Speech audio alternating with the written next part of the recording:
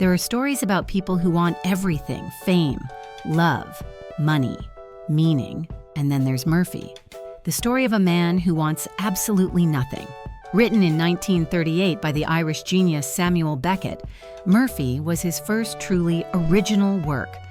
The moment he stepped out from under James Joyce's vast shadow and began building a new kind of literature, one stripped of ornament, full of laughter and despair in equal measure. Beckett would later go on to win the Nobel Prize in Literature in 1969, celebrated for transforming silence, futility, and loneliness into art that still somehow makes us feel deeply alive. But before waiting for Godot, before the bleak brilliance of his later works, there was Murphy, a novel about a man who sits naked in a rocking chair, trying to still his mind until thought itself dissolves. It's strange, funny, tragic, and more honest about the human condition than most books ever dare to be. At one point, Beckett writes, "He sat naked in his chair because he preferred it so." It's the simplest sentence in the world, and yet it tells you everything about the book: absurd, tender, slightly insane, and utterly free. If you enjoy wandering through the labyrinths of literature with me, take a moment to like this video, subscribe to the channel Echoes of Books, and if you'd like to keep the coffee warm while we keep talking about strange, beautiful novels like this one, you can support the channel through a small donation. Now, let's open Murphy and step quietly into the room where he sits, still as stone, waiting for the world to fade. The story summary: the still point in a spinning world. Imagine London in the 1930s, gray, industrial, half asleep, half hungry. A city where smoke curls from chimneys like tired thoughts, where people hurry to jobs they despise, and the streets echo with the dull rhythm of survival. Somewhere in that restless noise lives Murphy, an Irishman adrift, sitting in a rented room with nothing but a rocking chair and the stubborn belief that stillness might be his salvation. He isn't lazy, exactly. He's searching for something quieter than purpose. His chair, bare wood against bare skin, rocks back and forth as if measuring time itself, that small motion between existence and escape. He sat naked in his chair, Beckett tells us, because he preferred it so. The simplicity of that line hides the vast absurdity underneath. Murphy wants to peel away everything the world calls meaningful: money, work, even love, until only his mind remains, pure and untouched. But life has other plans. Enter Celia Kelly, a prostitute with auburn hair, practical eyes, and a heart that still believes in rescue. She loves Murphy in the ordinary, human way. She wants him to eat, to work, to stop disappearing into the silence of his own head. She dreams of a small home, a clean bed, perhaps a future. He dreams of nothingness. Their love is a tug-of-war between flesh and philosophy, tenderness and withdrawal. Celia's affection isn't naive. She sees through him. There's a quiet sadness in her persistence, the kind of love that knows it's losing but keeps holding on. In a small, painful scene, she waits for Murphy to return from one of his long absences, knowing he won't, yet setting the table anyway. Beckett doesn't mock her. He lets her heartbreak hang in the air, as still as Murphy's rocking chair. Murphy, meanwhile, drifts through London's absurd machinery of employment. He tries and fails at ordinary jobs, finding them meaningless. His mind, he believes, is his only real refuge, the little world that is his mind. Beckett writes, where he was God of his own little world. Yet the more he hides inside it, the more the outside world intrudes. Eventually, he takes a position as a male nurse at the Magdalen Mental Mercy Seat, a psychiatric hospital filled with patients whose madness mirrors his own obsessions. Among them, Murphy finds something close to peace. The asylum is both literal and symbolic, a place where the mind can spin freely, detached from society's rules. There, He meets people who seem liberated from reality's weight, and in them he glimpses a version of himself that no longer suffers. For the first time, he belongs, but in belonging, he begins to disappear. Beckett uses the hospital not as a backdrop for healing, but as a stage for the theater of consciousness. Each patient reflects one aspect of Murphy's fractured psyche: the dreamer, the philosopher, the broken soul. When he interacts with them, he's really talking to the different voices inside his own mind. The novel's turning point comes quietly. One evening, after a long shift, Murphy sits in his room, lights the gas heater, and falls into what Beckett calls a state of pure neutrality. Whether it's an accident or an act of slow suicide, we never know. The room fills with gas. The world drifts away. It's both tragic and comic, absurd and inevitable. In death, Murphy finally achieves the stillness he sought, but it arrives with all the messy indignity of life. When his friends scatter his ashes, they end up lost in a pub's trash, swept away with cigarette butts and broken glass. The absurdity is complete. Celia returns to her work, resigned, her grief worn down by the city's rhythm. There is no grand lesson, no redemption, no afterlife, only the strange dignity of people trying to make sense of chaos. That's the quiet genius of Murphy. It's not about great events, but small resistances. A man who won't join the world, a woman who keeps loving him anyway, a universe that answers neither of them. In Beckett's hands, this becomes both comedy and tragedy, the laughter of recognition mixed with the ache of being alive.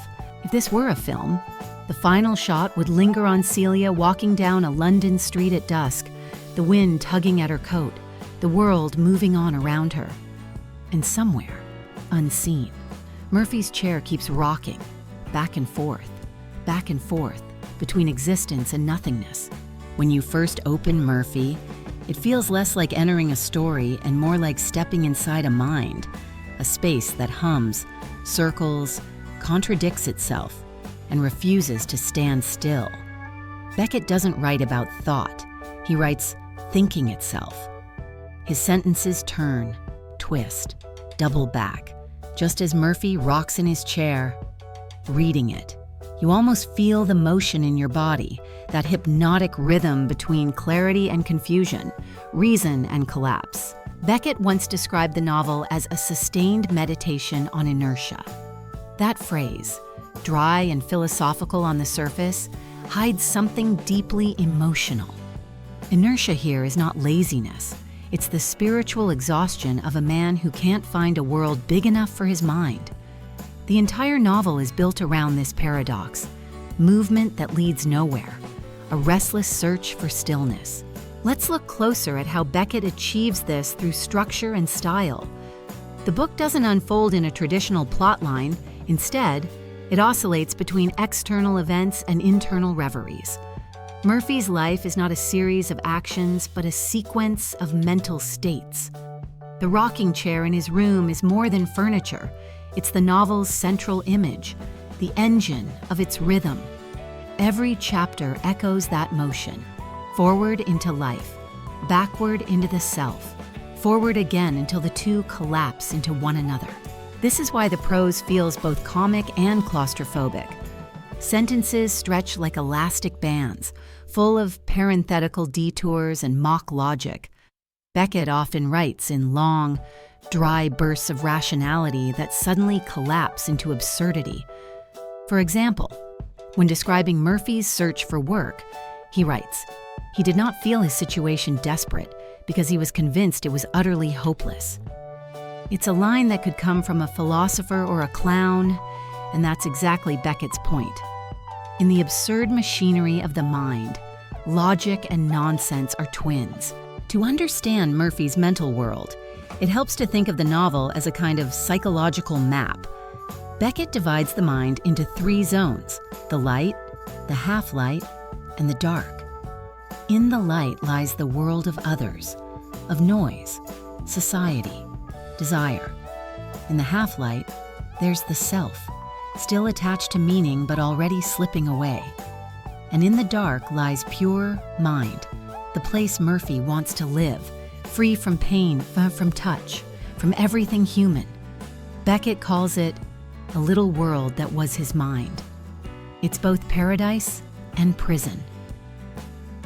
As the novel moves forward, Beckett blurs the line between these zones.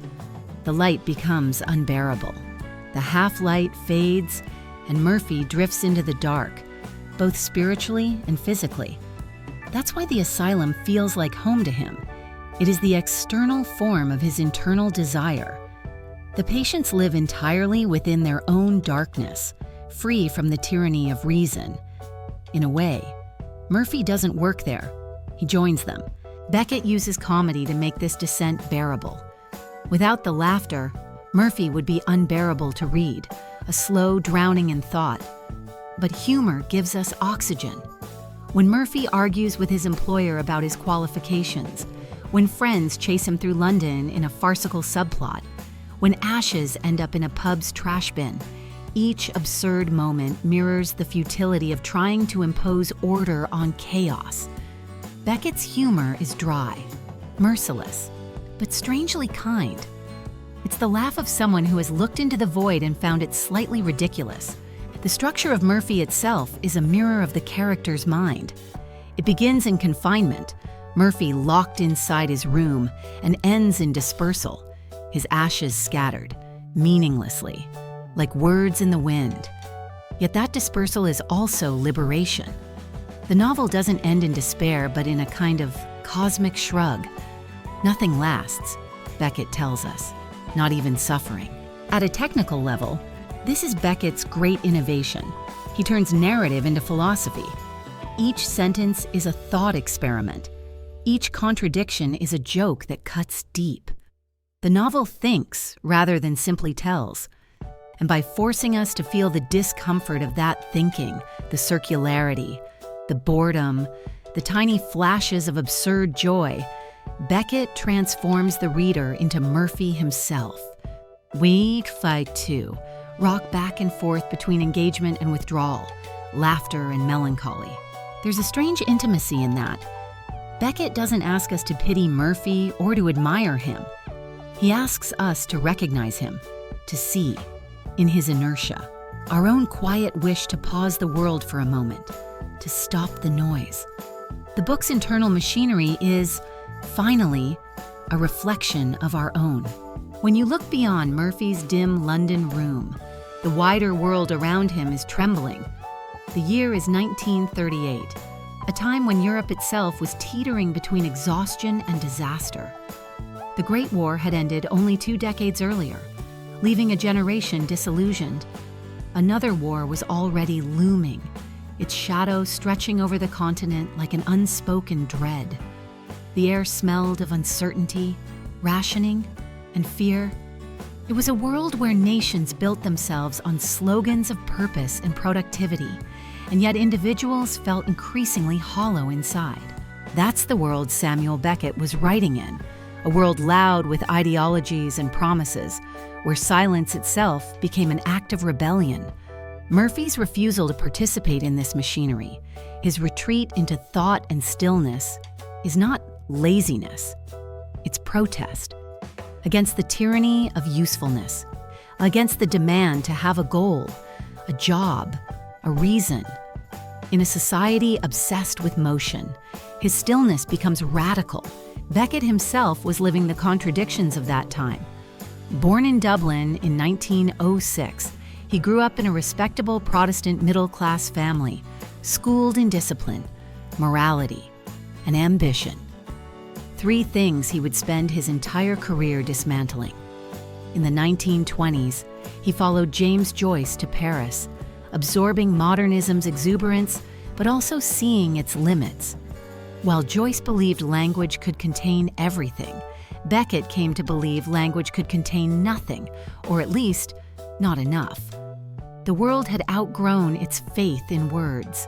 By the time Murphy appeared, Beckett had already been marked by illness, isolation, and existential fatigue. He'd left academia, wandered across Europe, lived in bedsits, suffered from depression. He'd watched a continent crumble into authoritarianism and seen how ideas, even noble ones, could become instruments of cruelty. The humor of Murphy was born from that disillusionment, laughter sharpened by despair. In the novel, London is not just a setting. It's a machine that grinds people into routine. The bureaucratic offices, the pubs, the endless conversations about money, all form a backdrop of mechanical repetition. You can almost hear the city's gears turning, the rhythm of footsteps marching toward nowhere. Murphy drifts through it like a ghost who refuses to join the living. His disconnection from society mirrors the alienation many felt during the interwar years, a loss of faith not only in governments or gods, but in the very idea that life could be coherent. Seen this way, Murphy becomes a time capsule of a collapsing modernity. The 1930s celebrated science, progress, rational thought, but Beckett's novel laughs at those ideals. Its asylum, with its eccentric patients, becomes the logical endpoint of a rational world gone mad. The sane and the insane exchange places. Those who follow reason appear ridiculous, while those who abandon it seem oddly serene. The message is not political in the narrow sense, it's metaphysical. Beckett is saying that modern life, with all its structure and productivity, drives the human spirit to absurdity. And yet, even within this bleak landscape, there's tenderness. Celia's care, the small gestures of compassion among the broken characters, they remind us that kindness survives even when meaning does not. Beckett was not a cynic. He was a witness. He didn't mock suffering to belittle it, but to reveal the humanity still flickering beneath the rubble. In this sense, Murphy is Beckett's first act of resistance, not through manifestos, but through stillness.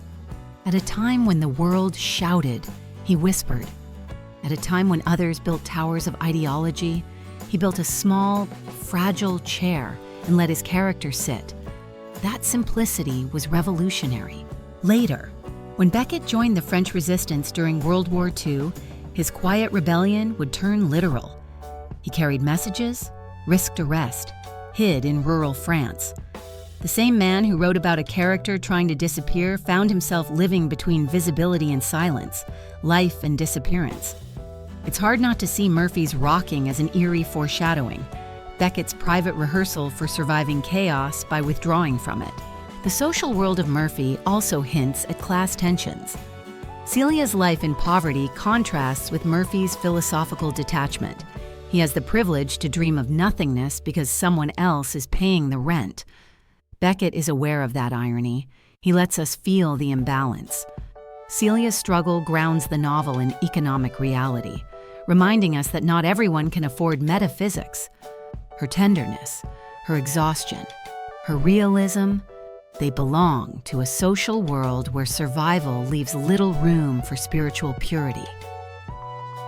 So, while Murphy might look like a story about one man's mind, it's also the story of a generation crushed between old certainties and new absurdities. The 1930s produced two kinds of despair, the political and the personal. Beckett fused them into one. Murphy's retreat is the modern soul's retreat, an attempt to find peace in a century that had forgotten what peace looked like. Beckett's genius lies in turning that despair into art. He doesn't moralize or explain. He just lets the absurdity play out until it becomes familiar. When Murphy dies by gas, the same gas that would soon be used in war to kill millions, the image takes on an uncanny weight. Beckett doesn't draw the connection explicitly, but it lingers, hauntingly. The personal absurdity of Murphy's death rhymes with the collective absurdity of history itself. The world outside the book may have been collapsing, but in Beckett's hands, even collapse could be shaped into music. His sentences are like echoes of a civilization talking to itself in the dark, precise, mournful, and oddly beautiful. The war between love and nothingness. At the heart of Murphy lies one of literature's strangest love stories, a quiet, tender battle between warmth and withdrawal, between the body that wants to live and the mind that wants to vanish.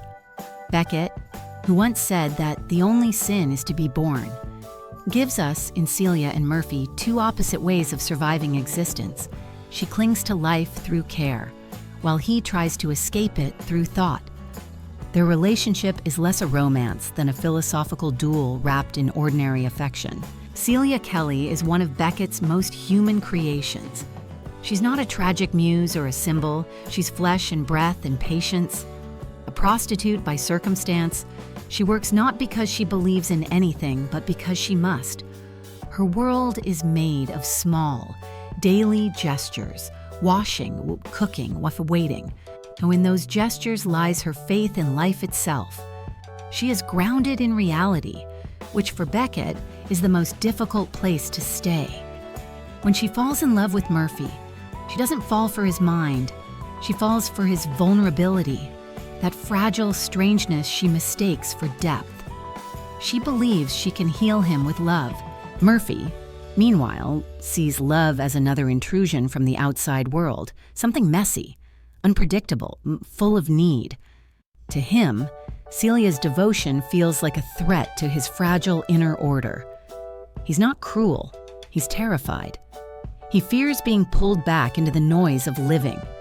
His longing for nothingness is almost religious, a form of asceticism that turns inward until it becomes self-erasure. When Beckett writes that Murphy's mind pictured itself as a large, hollow sphere, hermetically closed to the outer world, he gives us not just a metaphor, but a diagnosis. Murphy's isolation is both his illness and his creed. Their love scenes are bittersweet, full of ordinary tenderness punctured by philosophical absurdity. Celia begs him to find work. He replies with logic so precise it becomes ridiculous. He loves her, in his way, but it's a love that cannot touch the world. In Beckett's universe, love and thought are incompatible states. To truly love, one must give up control.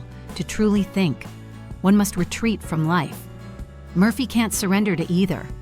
He's caught in the space between, a man rocking between body and mind, pleasure and detachment, sunlight and shadow. Beckett uses their relationship to test the limits of human connection.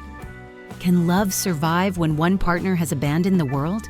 Can two people ever inhabit the same reality? Celia's faith in intimacy clashes with Murphy's devotion to solitude, and neither wins. Their conversations become small comedies of misunderstanding. Beckett's dialogue here is deceptively simple, short, rhythmic, full of pauses that say more than words. When Celia says, "You might try, Murphy, only try," we feel both her desperation and her tenderness. When he answers, "I am trying, not to try," the absurdity is heartbreaking.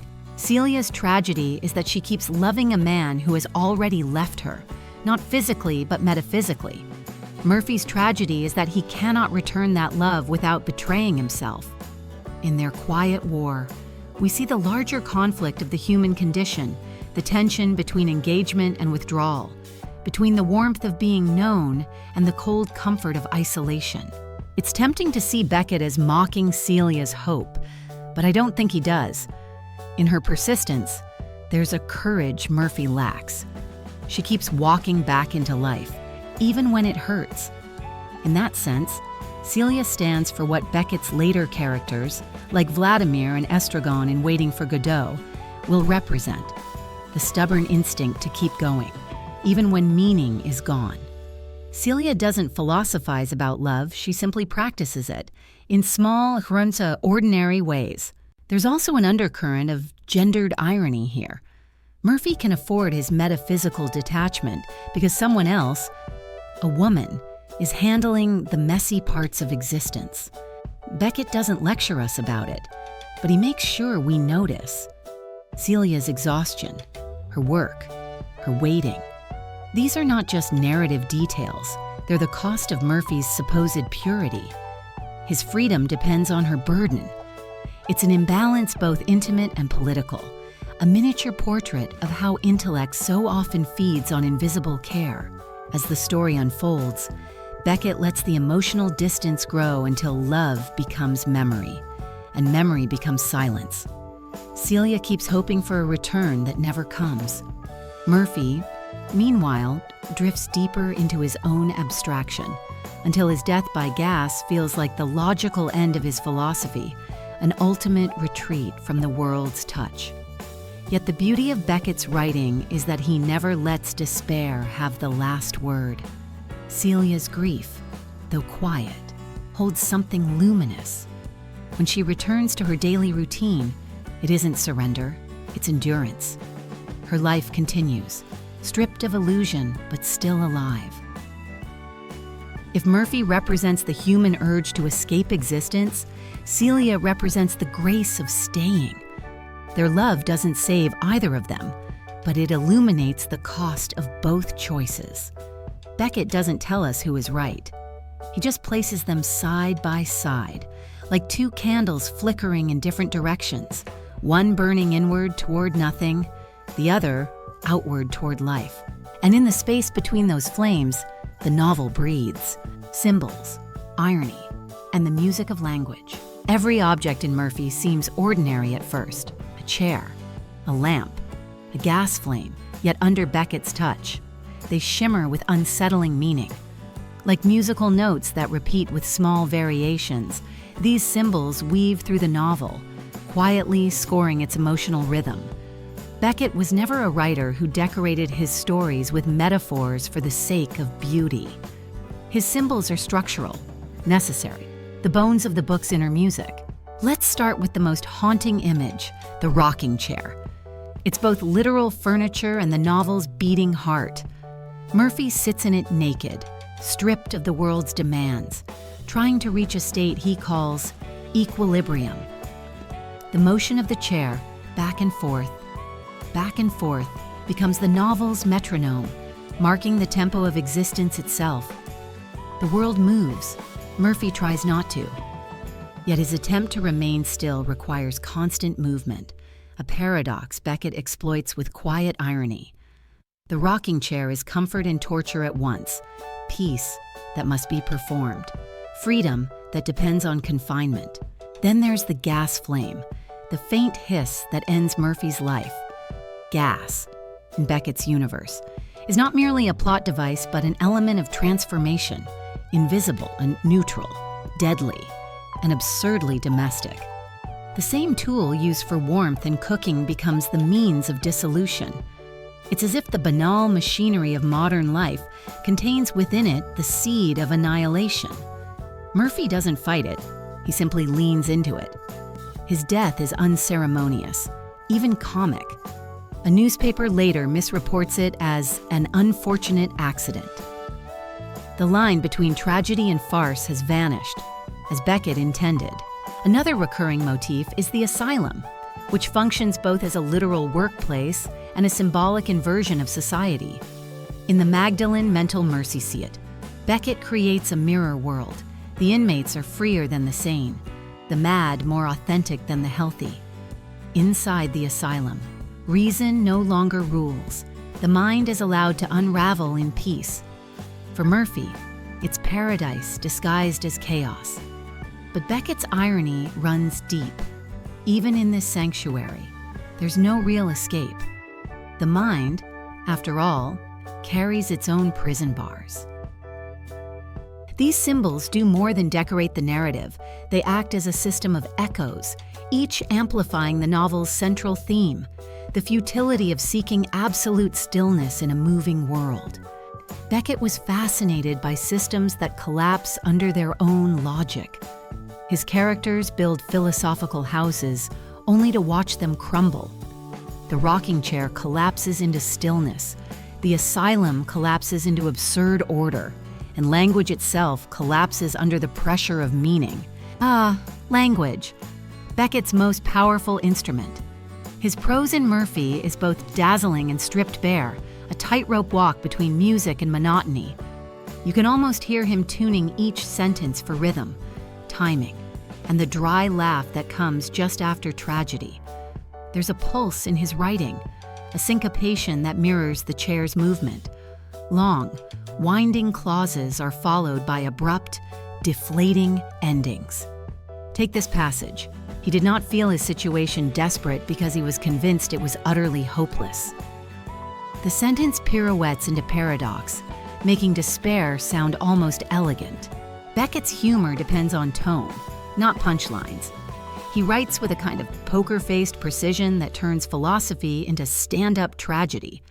Every serious statement seems to fold in on itself, creating a laughter that feels half forbidden.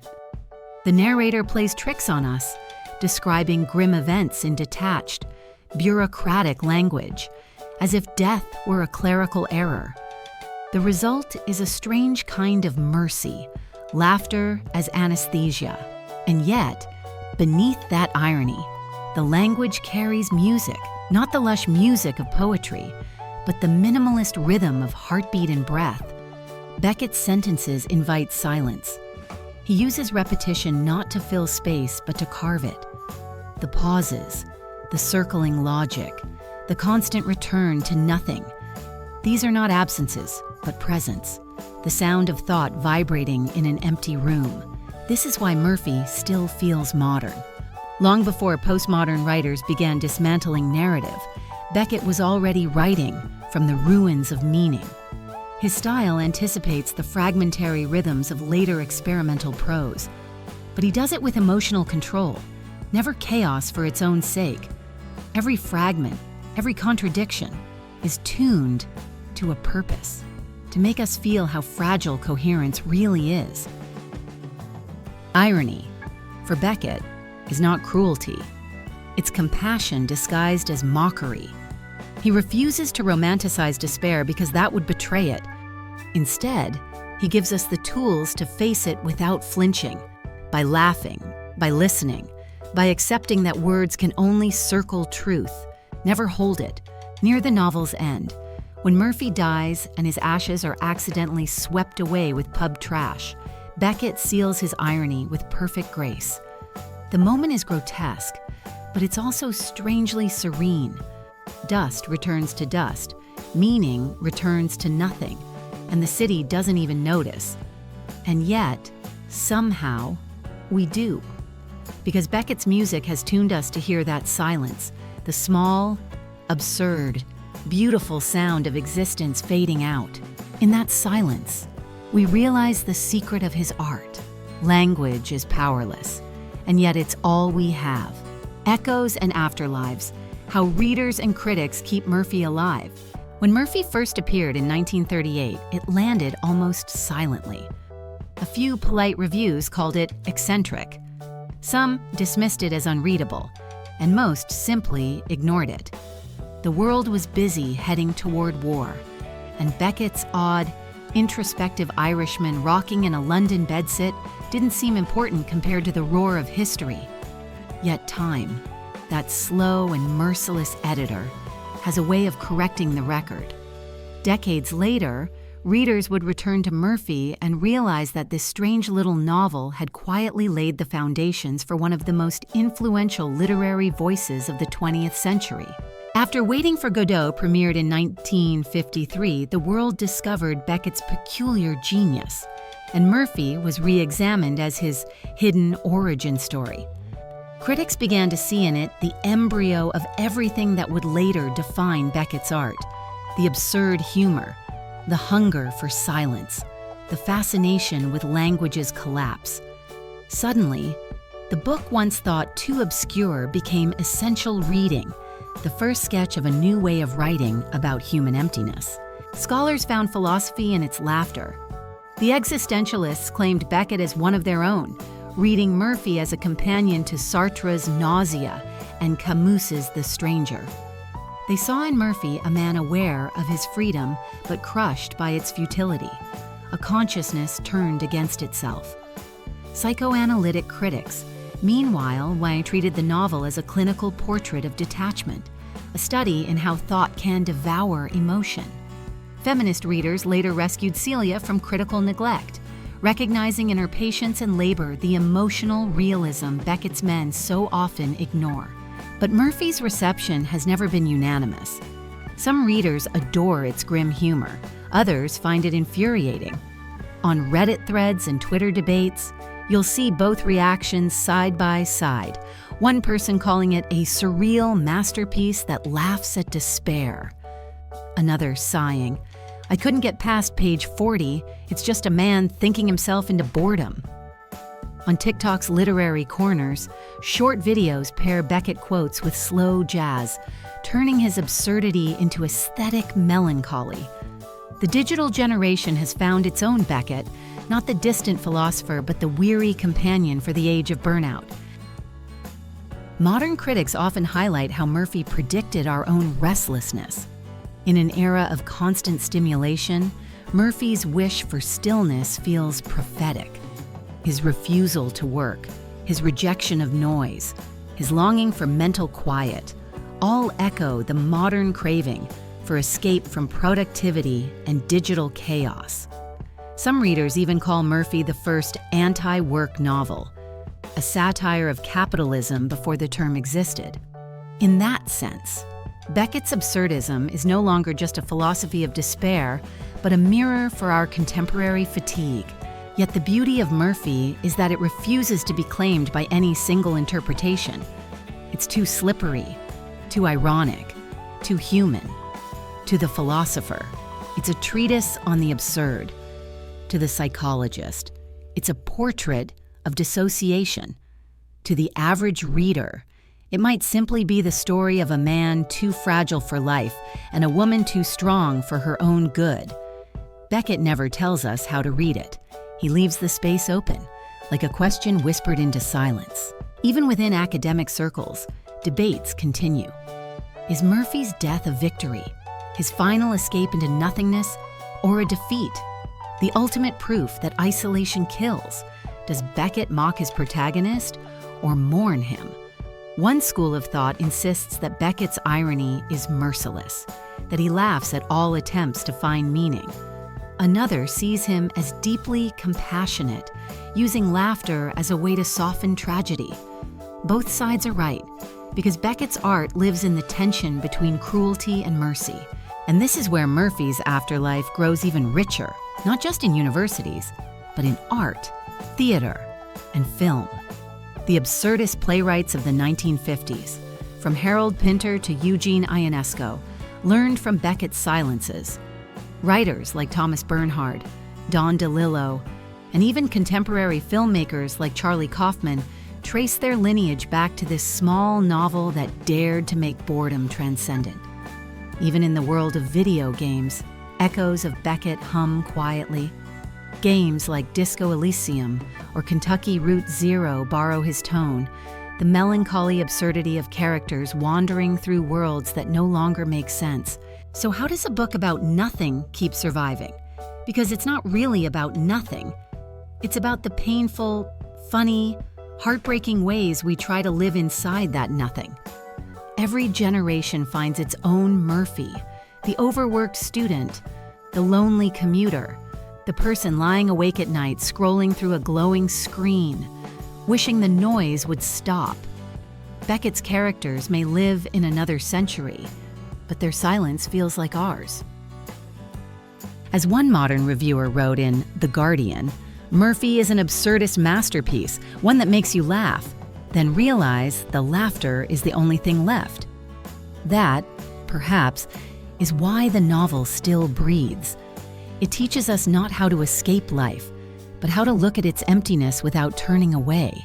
The conversation around Murphy continues in classrooms, online forums, podcasts, and quiet midnight readings. Some will always find it too bleak, others will find it strangely comforting. But all who enter its world leave changed, even if just a little more aware of how fragile thought and feeling really are. So here we are, back where we started. A man in a rocking chair, alone in a room, trying to stop the world by closing his eyes. Around him, the city keeps turning. Lovers keep loving, clocks keep ticking, and words, Beckett's words, keep circling the same question. What does it mean to be alive when life itself makes no sense? Murphy doesn't offer an answer. That's that's what makes it endure. It doesn't preach or resolve or comfort. Instead, it holds up a mirror to the part of us that wants to pause the chaos, to find a place so still that even thought falls silent. And yet, the paradox remains. To live is to move. To think is to stir the stillness. The very act of seeking peace becomes its undoing. Beckett understood that contradiction better than anyone. His genius was not in providing meaning, but in showing how beautifully, how comically, we keep reaching for it anyway. In Murphy, laughter and despair are the same motion, a rocking back and forth between absurdity and grace. That's why we laugh when we shouldn't, and cry when nothing happens. The novel leaves us with an image both pitiful and divine. Celia walking through the London dusk, the world indifferent around her, and somewhere, unseen, a rocking chair still moving in the empty air. It's an image of persistence, of small, human rhythm continuing even after meaning has fled. Beckett's world is harsh, yes, but it's not hopeless. His characters may lose everything, but they keep talking, keep moving, keep trying to make sense of the senseless. In that persistence, Beckett finds the faintest kind of mercy. That's the secret heartbeat of Murphy. It teaches us that, even in futility, there's a strange dignity. The act of thinking, of questioning, of laughing at our own confusion, that's what keeps us human. So maybe the novel's final lesson isn't about escape or surrender, but about endurance. To sit in your own version of Murphy's chair, to face the noise and still find quiet inside it, is an act of courage. Beckett doesn't promise peace. He promises awareness. And in awareness, there's freedom. We read Beckett not to feel better, but to feel understood. He whispers what most writers are afraid to say aloud, that sometimes the world doesn't add up. And that's okay.